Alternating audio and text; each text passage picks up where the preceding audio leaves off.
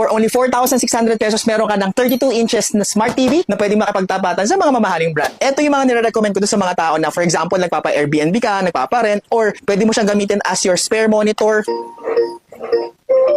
So, ang dami na rin yung pre-installed apps. Meron BBC News, may Google Chrome, pwede ka mag-browse, may Disney na rin siya. At syempre, hindi mawawala dyan yung mga favorite nating apps like YouTube, Netflix, and Spotify, pati na rin Prime Video. When you really want to have an Android TV, tapos ayaw mo masyado mag-invest sa mga sobrang mamahaling brand, this is something that you can use. I'll be honest, this is a generic brand. Pero for its price na 4,600, hindi na masama considering na I have all the apps na kakailanganin, all the connections, may Wi-Fi. So, hindi na masama. And meron na rin siya kasamang stand. So, kaya hindi na ako manghinayang dito sa TV na to. For its price na 4,600 pesos, pwedeng-pwede na to dun sa mga ating rental units, sa mga spare bedroom, sa mga guest room, sa office. Kaya kung ayaw mong gumastos masyado sa mas mamahaling TV, this is actually a very good choice for you. Kita mo naman, maganda rin yung kanyang quality. Very responsive yung remote, pati yung applications. Tapos malinaw na rin